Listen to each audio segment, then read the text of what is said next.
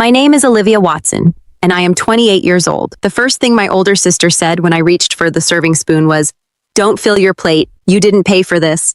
She said it loudly enough for every relative at my parents' party to hear. A few forks stopped in midair. My mother glanced at me, then smiled as though the insult were harmless. "Real family comes first," she said, turning back toward my sister. I had spent 3 weeks arranging that dinner, approved every menu change, and placed my own card on the reservation. Yet no one at the table knew because I wanted the evening to feel like a gift, not a performance. My sister believed my silence made me powerless. She leaned back with the satisfied expression she always wore when she thought she had put me in my place. I looked at the untouched food on my plate, then at the people waiting to see whether I would defend myself. For years I had explained, forgiven, and paid without asking for credit. That night, I understood that another explanation would only give them a new chance to dismiss me. So I nodded, folded my napkin, put on my red coat, and walked out. In the lobby, I asked the manager to remove my payment authorization from the final bill. I was willing to lose the deposit, but I would not finance another minute of humiliation. Moments later, he carried the folio back to the table. Through the glass doors, I watched my sister's smile disappear as he said, "The woman in the red dress canceled the reservation payment and asked me to hand this to you." Their faces drained of color,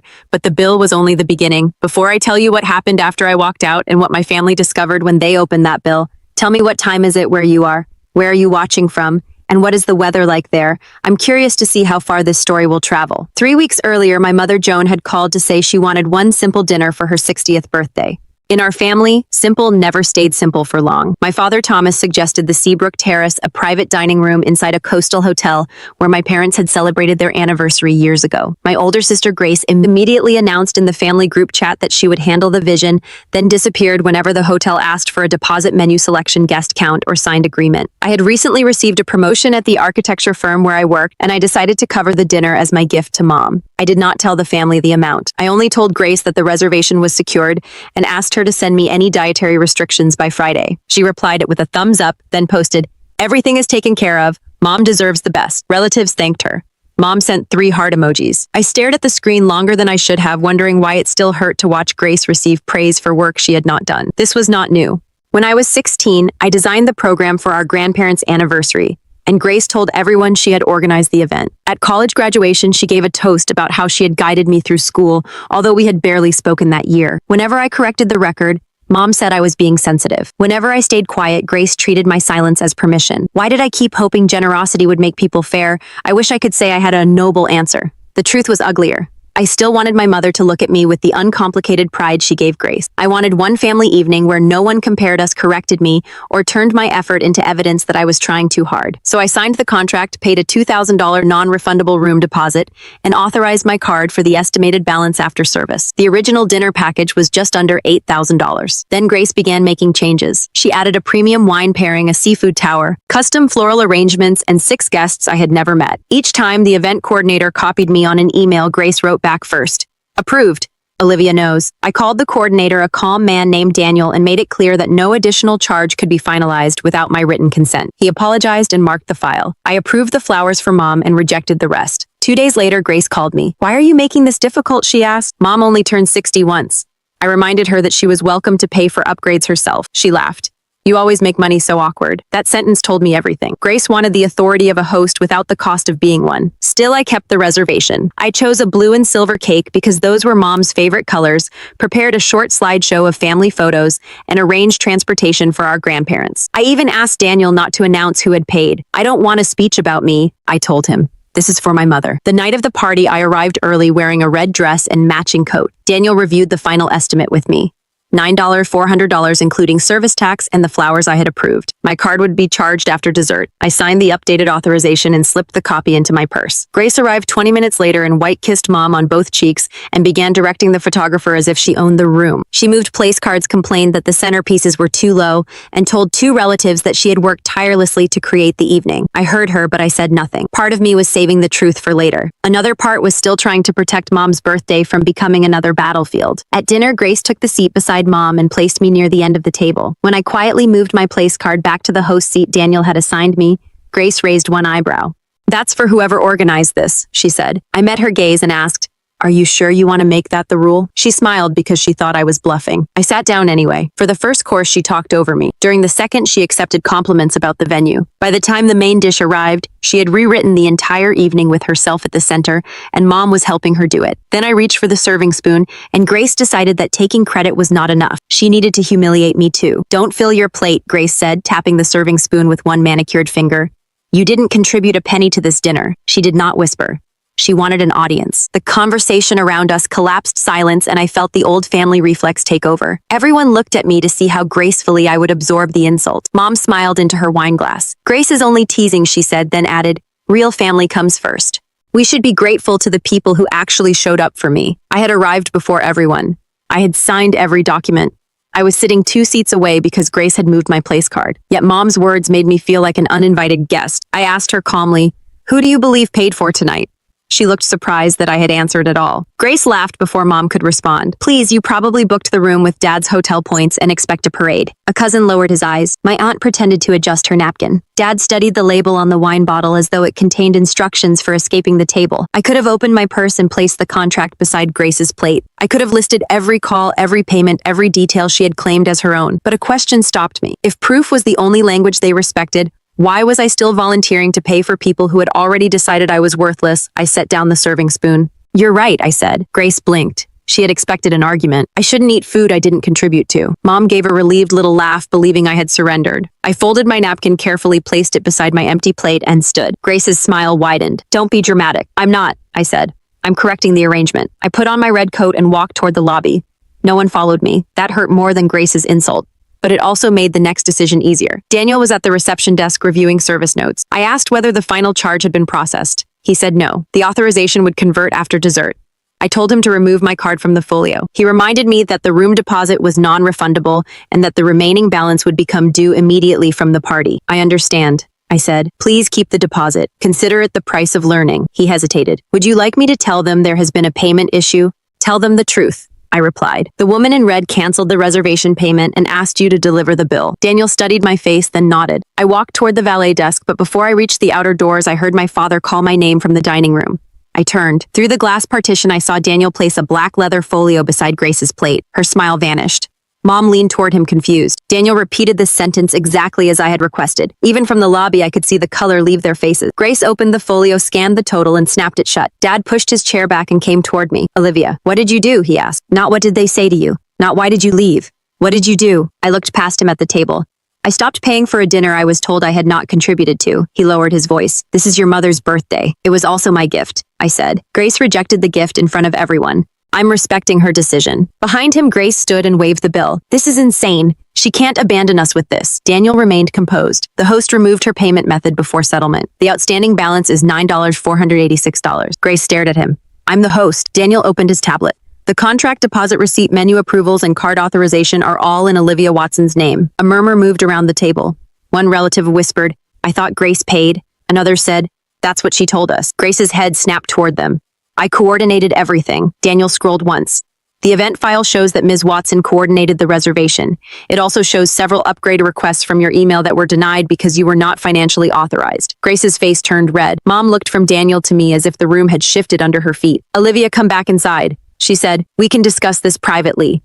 You were comfortable humiliating me publicly, I replied. Why should the truth require privacy? That was when my grandfather George slowly removed his glasses and set them on the table. He had been quiet all evening, but his silence was nothing like Dad's. He was watching, measuring, remembering. Before anyone asks Olivia for another thing, he said Grace should explain why she collected money from several of us for a dinner Olivia already paid for. Grace froze. I did too. I had known she was taking credit. I had not known she had taken contribution. George reached into his jacket and placed his phone beside the bill. On the screen was a message from Grace. Send me your share by Friday. I'm covering the party, but every little bit helps. Below it was a transfer receipt for $500. My aunt checked her own phone. Then my cousin did the same. Within seconds, 4 relatives had found payments totaling more than $2,000. The room was no longer looking at me. Every eye had turned toward Grace. Grace looked at the transfer receipts as if they had appeared by magic. That money was for extras, she said. Flowers, transportation, tips, things Olivia probably forgot. Daniel turned his tablet so the nearest relatives could see the itemized contract. Transportation was paid directly by Ms. Watson. The floral invoice is included in the venue total. Gratuity is also included. My aunt asked Grace where her $300 had gone. My cousin asked the same about his $200. Grace's answers collided with each other. First, she said the money was still in her account. Then she said she had spent it on a surprise. Then she insisted everyone had misunderstood her message. George lifted one hand, and the questions stopped. There is nothing unclear about send me your share, he said. You allowed this family to believe you financed the evening. You insulted the person who actually did, and you collected money on top of it. Grace turned toward me with panic replacing arrogance. Olivia set this up. She knew exactly how this would look. I almost admired the speed with which she tried to make my boundary into her conspiracy. I didn't know about the transfers, I said, but I do know you told the hotel you were authorized to add charges. Daniel nodded. There is one more matter. He opened an email chain and read the subject line, birthday presentation revision. Grace had contacted the venue that afternoon and requested a new cake plaque reading, with love from Grace and the family. She had also asked the photographer to place her beside Mom for every formal picture and instructed the staff not to mention my name during the toast. The final line of her email said, Olivia prefers to stay out of the spotlight. I felt something inside me go still. Grace had not simply accepted mistaken praise. She had designed my disappearance. Mom read the email twice. You told me Olivia didn't want to be involved, she said. Grace's mouth opened, but no answer came. Mom looked at me. Is that why you didn't give the birthday speech? Grace told me you wanted her to do it, I said. She told me you thought I made events too much about myself. Mom's face tightened. Dad finally returned to the table, no longer able to hide behind a bottle label. Grace, pay the bill, he said. The directness of his voice surprised everyone. Grace laughed once, a brittle sound. With what I didn't agree to $9,000. Neither did the relatives who sent you money under false pretenses, George replied. Yet you accepted theirs. Grace pulled a credit card from her purse and handed it to Daniel with a flourish meant to restore control. Fine. Charge it. Then everyone can stop acting like I committed some unforgivable crime. Daniel took the card to the terminal. We waited. The machine beeped. He tried again, then returned and quietly said the transaction had been declined. Grace's face went from red to gray. She offered a second card. That one was declined too. No one laughed. Their silence was worse. It stripped away the image Grace had spent years polishing, the successful daughter, the generous organizer, the person who always knew better. Mom looked devastated, but for once she did not rush to protect her. You told me you had paid for the venue, she said. You let me thank you in front of everyone. Grace's eyes filled, but her voice remained sharp. I was going to make it work. Olivia always has money. She enjoys rescuing everyone. That sentence ended whatever sympathy remained in the room. I stepped back through the glass doors and returned to the edge of the table, not to rescue them, but because I wanted Grace to hear me clearly. I did enjoy helping, I said. What I did not enjoy was being erased while you spent my money as evidence of your generosity. Grace whispered, You're really going to leave Mom with this bill? I looked at Mom. No, Grace's. She claimed the dinner, accepted the credit, collected the contributions, and told me not to eat. Ownership comes with a price. George asked Daniel to separate the charges Grace had requested from the original package. Daniel explained that the party could settle the bill using multiple cards. Dad paid a portion. Mom used money from a savings account. Several relatives applied their earlier contributions only after Grace transferred them back. Grace stood at the table making repayment after repayment, while everyone watched the balance in her account fall. She had to borrow the final amount from Dad, who told her it would be documented and repaid monthly. The dinner continued only because the venue had already served most of the food, but the celebration was over. No one asked Grace to make the toast. The photographer removed her requested shot list. The cake plaque was replaced with the original message I had approved. Happy 60th, Mom. When Daniel offered me a slice, I declined. I had lost $2,000, but I had gained something I had never been able to buy. A clean answer.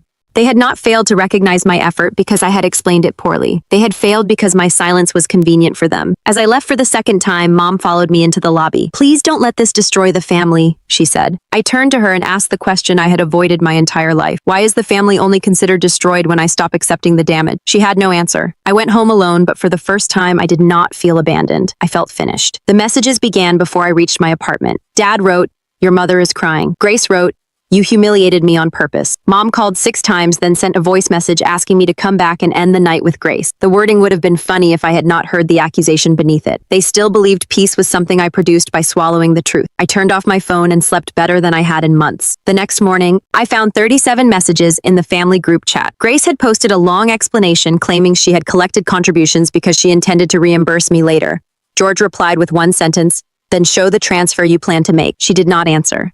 My aunt asked why Grace had changed the cake plaque. My cousin shared a screenshot of Grace telling him Olivia barely helped, so I'm covering almost everything. Mom asked everyone to stop discussing private matters in the group. George wrote, The deception happened in this group.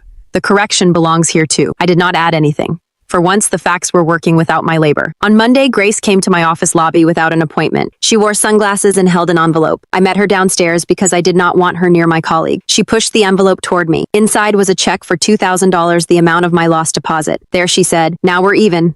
I handed it back. "We're not even. Money is the easiest part." She removed her sunglasses. Her eyes were tired, but her anger was intact. "What else do you want? An audience? A public execution?" "I want a public correction," I said. "Tell the family I planned and funded the dinner. Tell them you collected money while claiming you were paying. Return every contribution. Reimburse Dad for the amount he covered and stop speaking for me." She stared at me as though I had asked for something cruel. "You want me to destroy my reputation? No. I want you to stop using mine to protect yours." Grace lowered her voice. "Mom will never forgive you for this." That was the moment I understood she had not come to apologize. She had come to restore the old arrangement. She would offer a token, I would accept blame for the conflict, and everyone would move on without changing. I slipped the check back into the envelope and placed it in her hand. "Then Mom can make her own choice." Grace left without another word. 2 days later, Mom asked me to attend a family meeting at my parents' house. I agreed under one condition. Nobody would ask me to apologize for leaving the dinner. When I arrived, George was already there with a folder.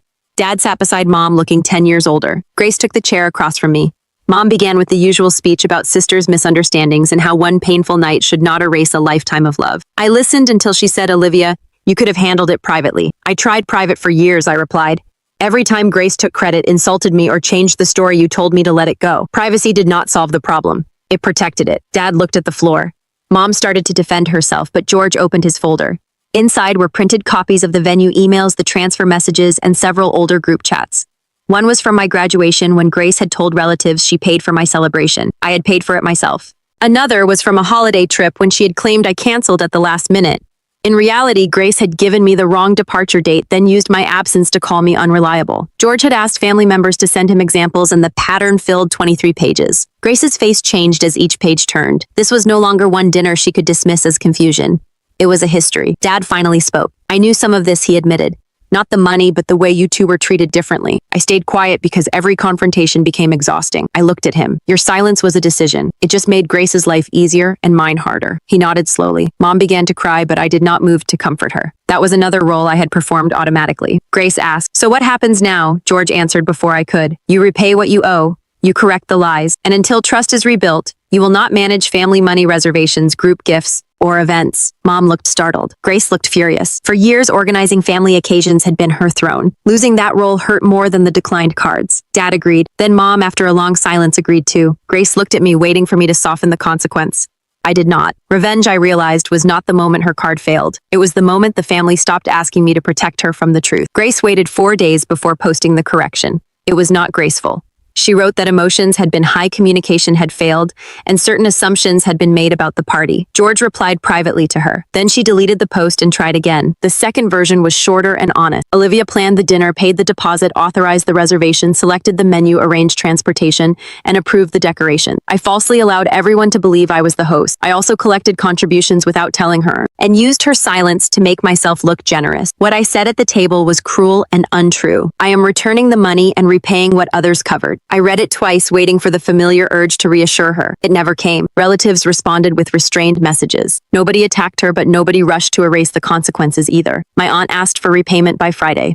My cousin said he needed space. Dad created a written schedule for the money Grace owed him. Mom removed Grace from the family event account and gave the records to an outside bookkeeper, something she should have done years earlier. The punishment was not dramatic, but it was complete. Grace lost control of the story, the money, and the role that had made her feel untouchable. A week later, Mom came to my apartment alone. She carried the blue and silver birthday cake topper Daniel had saved after the dinner. She set it on my kitchen counter and said, "I owe you an apology without asking you to make me feel better." That was the first promising sentence she had spoken. She admitted that she had favored Grace because Grace demanded attention while I seemed capable of taking care of myself. "You made competence look easy," she said.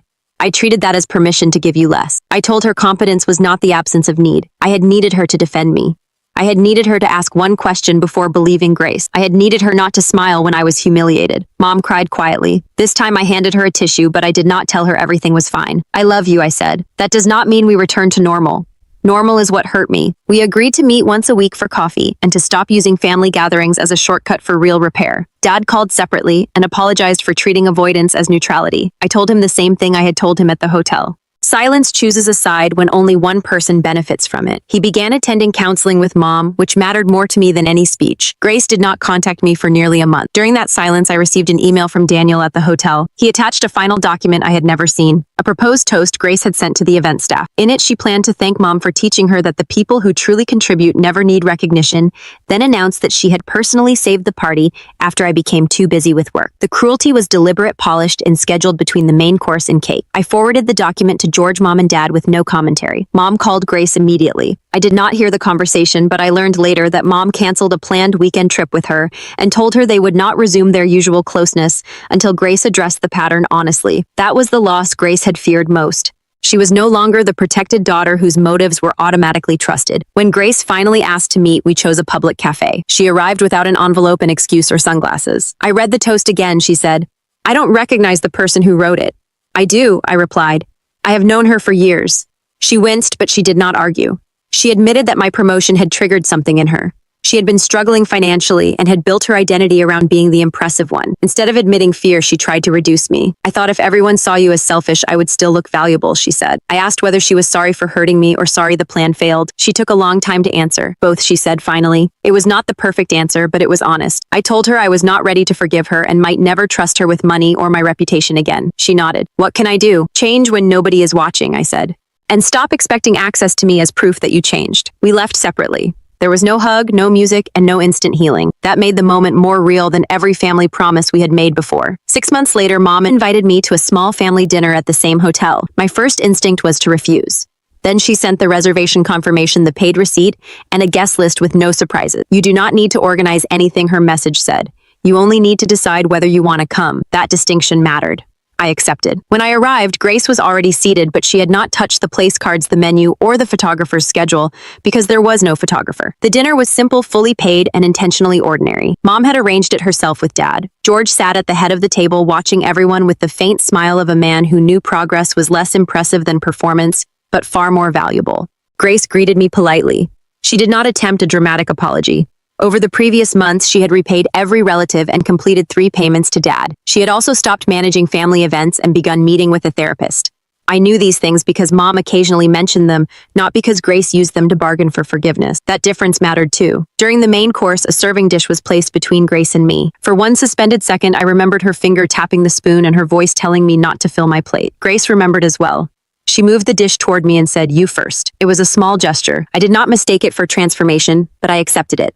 I filled my plate without apology. Later, Mom stood to make a toast. She thanked Dad for helping with the dinner, George for insisting on honesty, and Grace for taking responsibility. Then she looked at me. I used to praise Olivia for being strong, when what I really meant was that I expected her to survive without support, she said. I was wrong. Her generosity was never an obligation, and her boundaries are not a punishment. The room remained quiet, but this silence did not erase me. It made space for the truth. Mom did not ask me to respond. She simply raised her glass. That restraint was part of her apology. After dinner, Grace found me near the lobby windows. "I know we're not fixed," she said. "I also know I spent years making you smaller because I was afraid of feeling small." I told her that understanding the reason did not remove the damage. "I know," she said. "I'm going to keep doing the work anyway." I believed she meant it in that moment. I also knew belief did not require immediate trust. We walked back to the table separately. The family never returned to the old version of normal. Grace was no longer treated as the automatic leader. Dad no longer disappeared when conversations became uncomfortable. Mom checked facts before defending anyone. I stopped funding celebrations to earn affection, stopped accepting jokes that were really insults, and stopped explaining boundaries to people committed to misunderstanding them. Some relatives called me colder. George called me clearer. He was right. Clarity did not make me cruel. It ended the tradition of treating my pain as the price of everyone else's comfort. The night Grace told me not to eat because I had not contributed a penny, she expected me to defend the cost of my plate. Instead, I stopped paying for the entire illusion. The bill exposed her lies, but the real consequence was larger.